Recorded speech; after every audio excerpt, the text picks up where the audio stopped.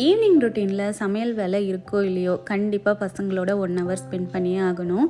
நீயே படிடா அப்படின்னு சொல்லிட்டு எதையாவது ஒன்று படிக்க கொடுத்துட்டு கிச்சனுக்குள்ளே போயிட்டேன்னு வச்சுக்கோங்களேன், நான் சொன்னதில் பாதி கூட படிச்சிருக்க மாட்டான்.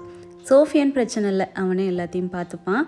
பட் பிரஜித்துக்கு கண்டிப்பாக நான் உட்காந்தே ஆகணும். ஹிந்தி நமக்கு தெரியாது, அதனால் ஹிந்திக்கு மட்டும் டியூஷன் போட்டுட்டேன். 1 மணி நேரம் டியூஷன் போயிட்டு வருவான். அதுக்குள்ளே நான் டின்னர் வேலை எல்லாத்தையுமே முடிச்சு வச்சுருவேன். அன்றைக்கி காலையில் புது அடுப்பு இன்ஸ்டலேஷனுக்கு வரேன்னு சொன்னவங்க ஈவினிங் தான் வந்தாங்க.